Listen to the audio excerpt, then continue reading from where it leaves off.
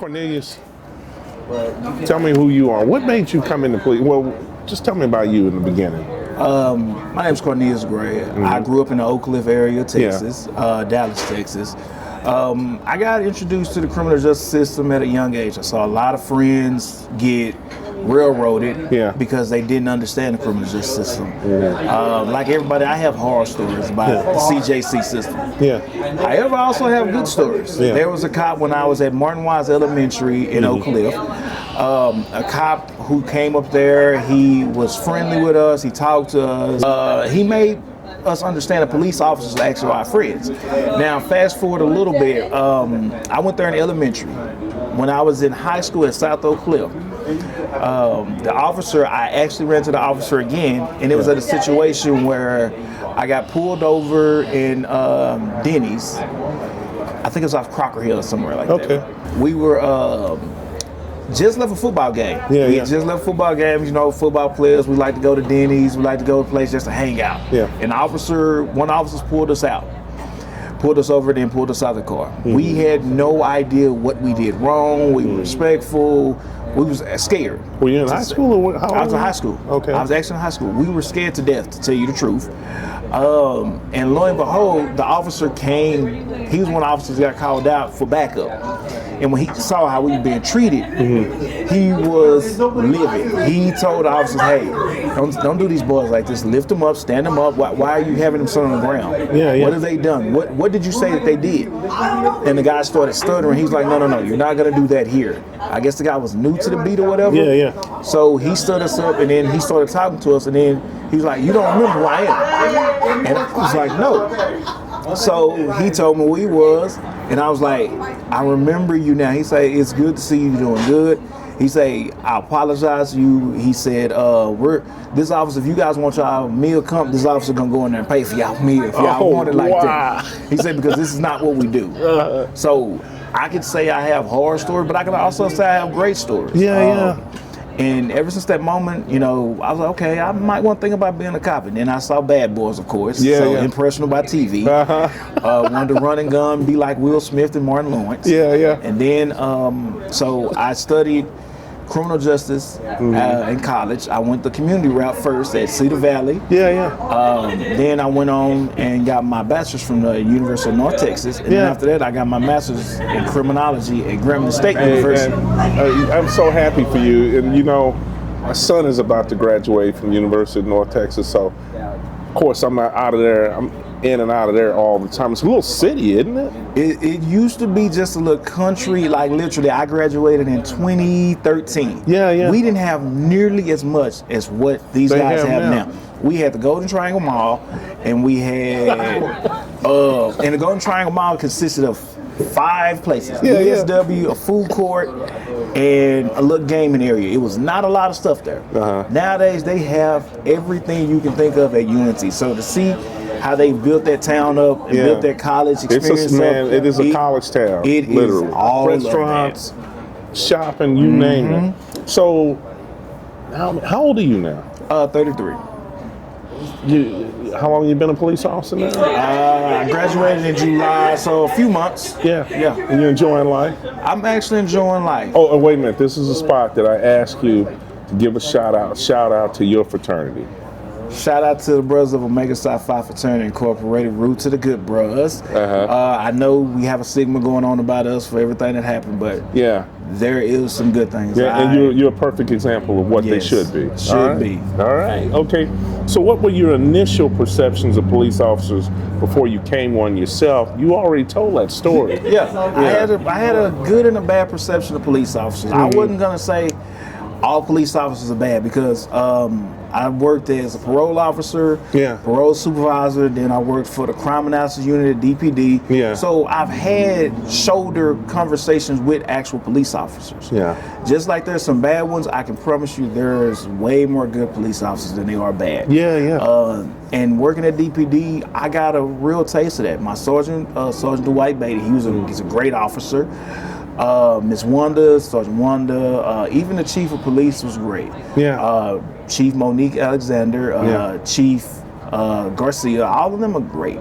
So I actually got to see how policing work. I actually got to see and hear some of their stories and see how they actually move on a day-to-day. They're not just this, oh, they want to lock up everybody. They're not just these bad people. They actually want to go home to their families. Yeah. Against what people think, they actually want to go home to their family, and they're emotional.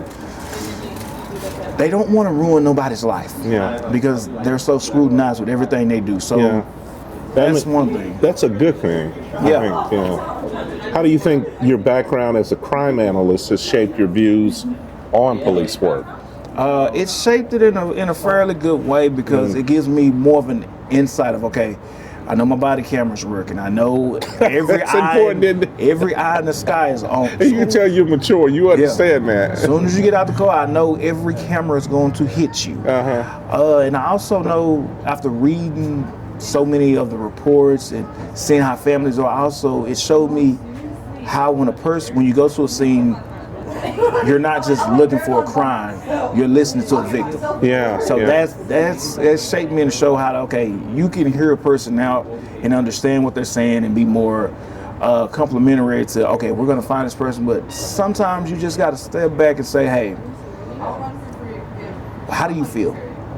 That's the best question I feel a police officer can ask. How do you feel? What happened? And when you answer that, so that the crime analyst actually gave me an insight of how to take a few traits from good officers I've seen and things that they say worked and didn't work, and read reports on how when the officer said this, he got a better response or she got a better response. What about the qualities? I got to watch you while you were in the academy. I knew you were mature, and I'm so proud of you where you're at now.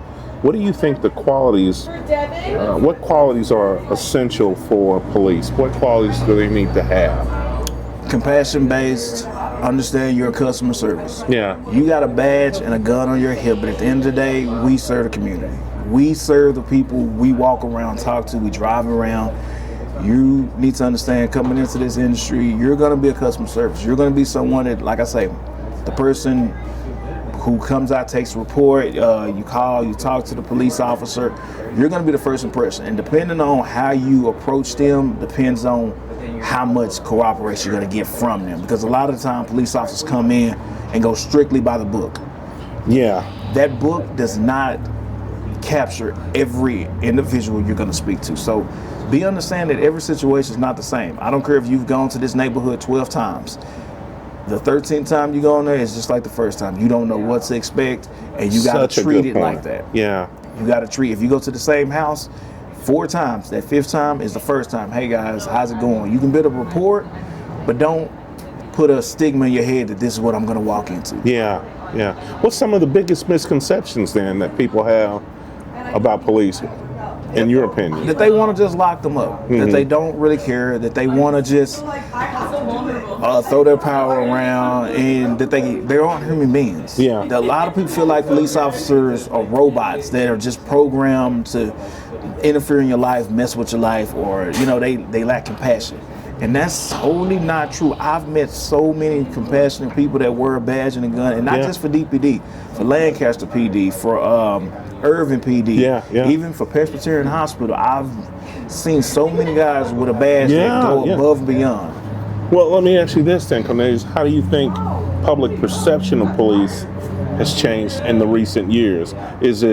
Has it been better, worse, and is it because of the cameras, the TikTok videos? What do you think on that? I think it's grown worse. And the reason I say that is because, like you said, the TikTok videos, the Instagrams, negativity sells. And you get more likes, more watches with negativity. If you see a police officer playing basketball with a kid, you skip over that video. Oh, he's just doing that. He's probably faking. If you see, let's say you see a white officer playing basketball in a neighborhood, a hood, oh, he don't really be over there, he don't do this. No, that officer's actually building a rapport. He actually knows those kids. So we focus so much on the negative side of cop work that we forget there's so many good cops. I don't care who you are. Every instance you've had with a police officer has not been bad. You've had more good than you've had bad, but the bad sticks out in your mind so much, and you see it in TV. With everything that's going on, the TV magnifies just bad police work. Yeah. They don't magnify the police officers at the basketball game. Yeah. They don't magnify the police officers going to pass out books. They don't magnify, or if they do, it's during the holidays. But Yeah. police officers literally do community service work every day, from stopping and speaking to a homeless person to stopping and speaking to a guy who drives a Mercedes.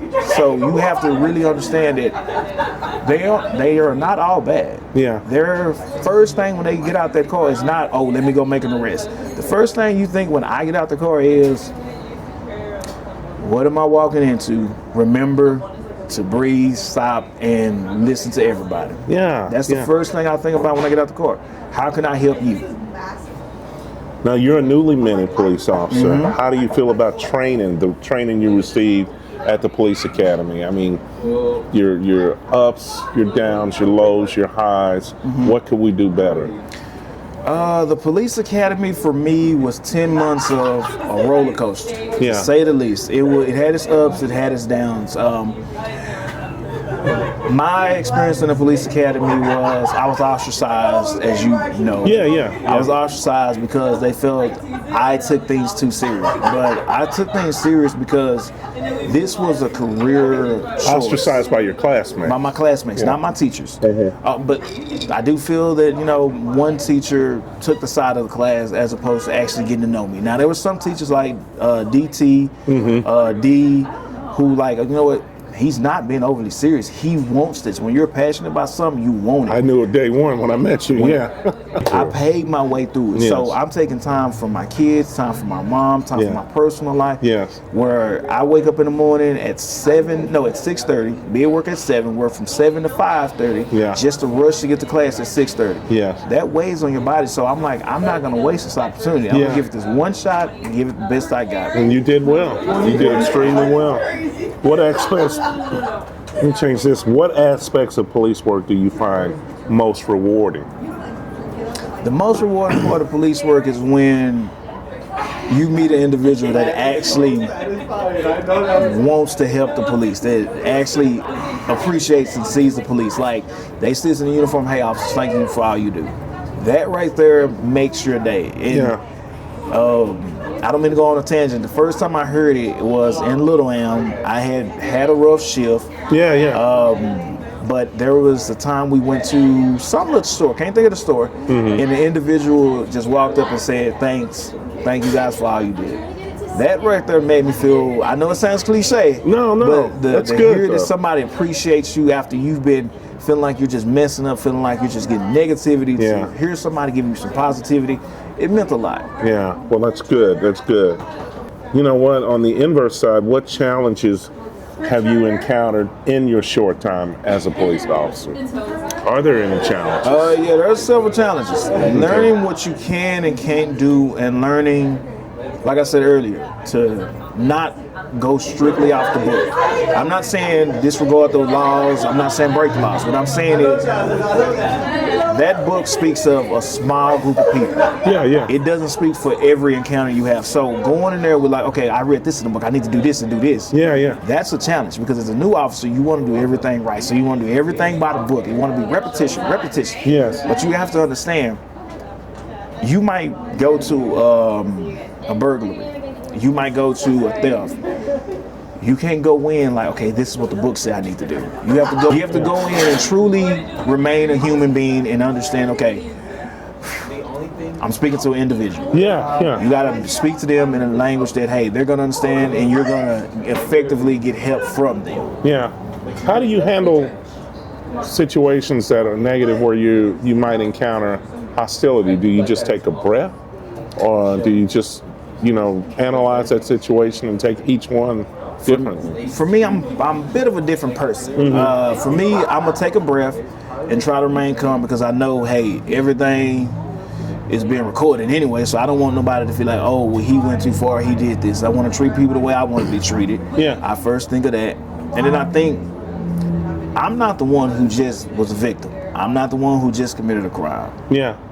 I can't sit here and put my own feelings into this, so I have to remain calm and be like, hey, this person was just victimized. Even if you stole $20 from them. Yeah. That was $20 they earned. So you have to understand, okay, you have to break that barrier.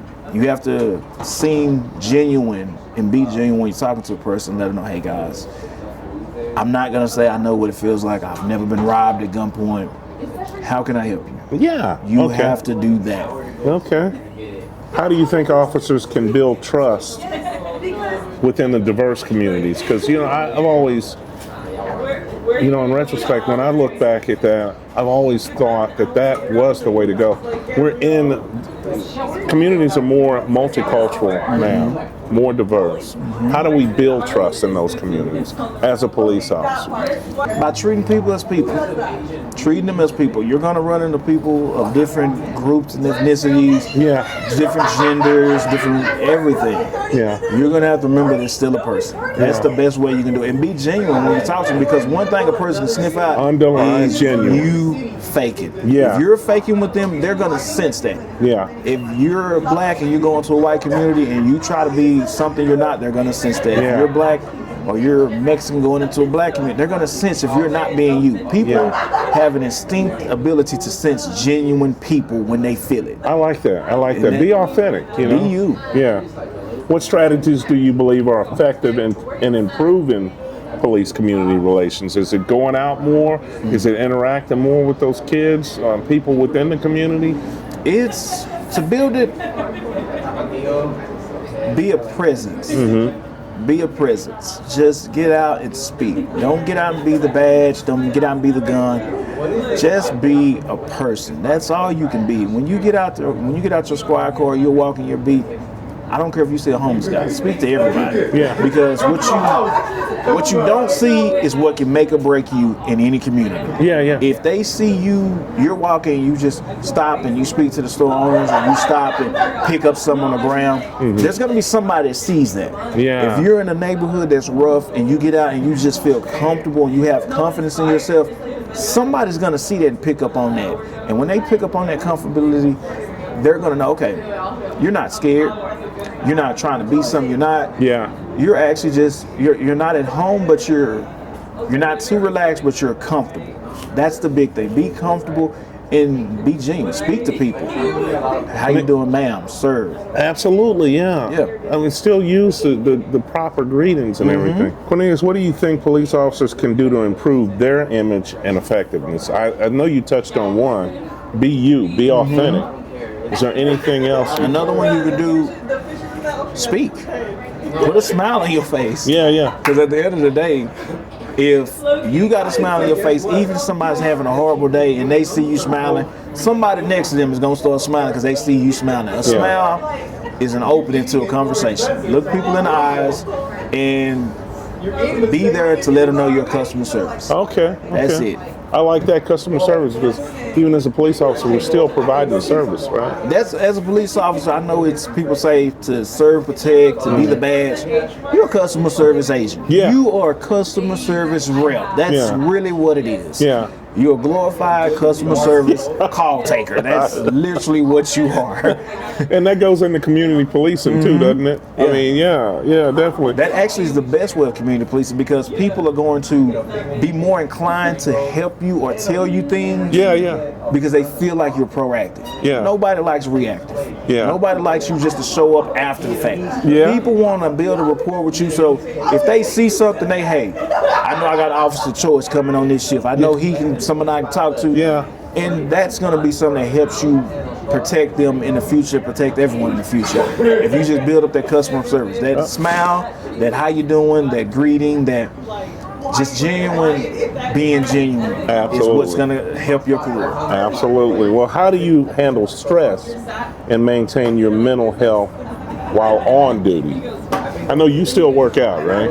I was about to say working out and find those in your station or in your unit or in the division you work that's like-minded like you. Yeah. I don't care if you're quiet, shy, if you're 5'10" to 6 foot or 5'3". Yeah. You're gonna find somebody that you connect with, and when you find that person connect with, that's a connection that you guys just can't understand. Yeah. It's something deep. It's something I can, tell you things and talk to you, and you can tell me things, talk to me, and we can just balance and we can just laugh and joke, because sometimes it's the police job is not easy. Yeah. You're gonna have things that you stress. There's gonna be things you see that you question, like, man, did I do this right?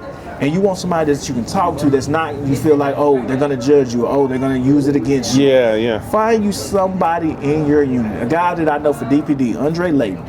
He told me when he graduated, he kept in touch with the guys in his academy class that he knew. And he said, even to this day, they just call each other. They don't have the same off days and all that, but they call each other and just laugh and joke. When they're on shift, they, hey, let me send you a little email. Hey, what you think about this? Send you a text message. What you think about this? Yeah, yeah. Just find you your niche. Find you your group of people. Everybody's not meant to be SWAT. Everybody's not meant to run and gun. So glad that you said that too. Find you your comfortable spot. So what's your perspective on the use of technology in policing? You had me laughing earlier because you were talking about, you understand that you mic'd up the minute you get out of the car. How do you feel about that technology? Is it good, bad? I'm gonna say I got a bias for it because for the technology, because I was a crime analyst. I did get to see the videos. I did get to see the car report, so I understood that car is a hot box. Yeah, yeah. I understand that mic is on 30 seconds before anything. The mics come on 30 seconds afterwards. I understand all of that. So technology has helped officers in so many ways because it's your story versus their story versus someone else's story. And I don't know if you watch the news or if the people watch the news, they're only going to show you a snippet of what actually happens in any situation. Yeah, yeah. A 30-second snippet. But that situation starts from the moment you get that call to the moment you do that report. There's so much of a area that's not seen. So having that body camera actually protects you. Having that body camera to go review something before you write a report actually helps you. Have that car camera to where if you have your car angled somewhere to where you're walking from a different way, it shows the different situations that's happening around you. So technology actually has helped. And then one of the things I'm trying to learn is the drones. Drones is something that's going to help out the society. We got officers now that are getting certified as drone pilots. Yes, getting certified and flying drones. Yeah. Because with the way of technology, I say technology is used more so to protect officers and protect the community. If a drone flies into a hostile situation, that's less officers you got to send in there to try to see what's going on. You can get a layout of what it is. You can get a layout of a building. You can get a layout of a city, a block, whatever you need. And you can see, okay, what am I going into versus going into blind? Because not knowing is the scariest thing. Yeah. So technology has done a lot. It's done some negative, but it's also done some positives. I think so. How do you think your experience as both a crime analyst and an officer inform in your decision making? I think it's helped you mature in that area. It has. It's helped me mature because I think of things in more than just 3D. I think more outside the box. Okay, what am I seeing? What? Before I get there, I try to map out or plan out what am I going to walk into. Even though I don't know, I try to see. Okay, run through different scenarios that happens. And then when you get there, as I'm talking to someone, I'm looking around. I'm drawing different things. So my crime analysis has actually helped me. Yeah, yeah. And it's helped me more so with my victimology, with speaking with the victim. It's helped me with trigger words that you don't need to say. Yeah. Things that can make a situation go from here to through the roof. I learned that no one likes, well, at least you're not this. Yeah. That sets people off. Yeah. So my crime analyst days actually did help me tremendously. I can't thank Sergeant Beatty enough. And I'm still doing my GIS. Like I said, I want to do my drone. So it's still going to help my career in the future. Good, good. What qualities do you believe are lacking in some police officers today? Forgetting that they're human, not putting themselves in a situation of if this happened to me and if I didn't have the extensive knowledge of what the criminal justice system is and the terminology, how it would sound to me. Yeah. I can speak to someone, let's say, for better words, police officers try to show off their education too much. When speaking to someone, you don't have to use all these technicalities. Interesting point. You don't have to use these big words to try to show you smart. What's the purpose? Yeah. I'm not saying talk to somebody like they beneath you. Yeah. But you're not going to go to someone who 15 and try to talk to them like they're 40 years old in the business world. Yeah. You're not going to do that. You're not going to get anywhere. Yeah. Police officers forget. Police jargon is police jargon. If you ain't a police officer, I don't need to be using that jargon with you because you're not going to understand it. Absolutely. It's like me trying to speak to a doctor, and the doctor's using all these different type of acronyms, synonyms. They're using all these different type of words that I don't have a clue what it means. It's going to make me feel like you're insulting my intelligence. Yes. And it's going to instantly, I'm putting a wall up. Yeah. I'm going to say, hey, what do you mean? And then when you try to explain, I'm like, oh, you're explaining to me in a condescending way. Yeah. So police officers need to remember, I'm not a robot. I'm not a robot. I ain't got to use my penal code book and use it as a weapon. Yeah. Just have a simple conversation. Yeah. A simple conversation to get you who, what, when, where, and how. Well, let me ask you this. What message, because you're in that group, what message would you like to send to the younger generation about law enforcement? Don't just look at the negative. Okay. Don't just look at the negative. Look at me like I'm just like you. I might not have your experiences in life. I might not be the same ethnicity as you. I might not even be the same gender as you. But I'm still a human being. Look at me the same way you look at somebody else on the street. That's what I would tell. I know society paints police officers somewhat in a negative way. Yeah. And it makes you fearful.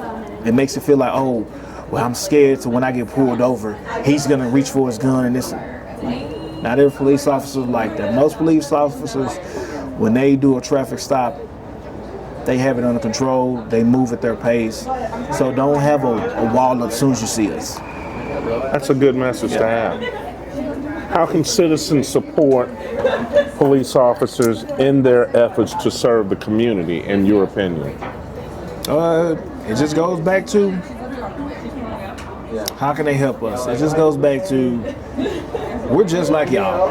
Understand we're just like y'all. Yeah. You from Oak Cliff, I'm from Oak Cliff.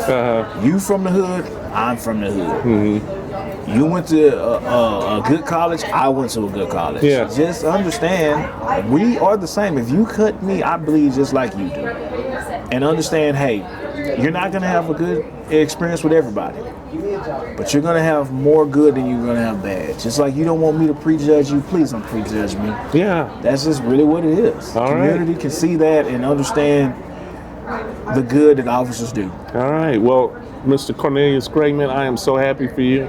Thank you so much for being a part of this conversation. Thank you for answering me. And I want to say, and to the young communities, my last statement. Okay. The man I'm sitting across from, Mr. Choice, do not burn a bridge. Do not just see someone as a teacher.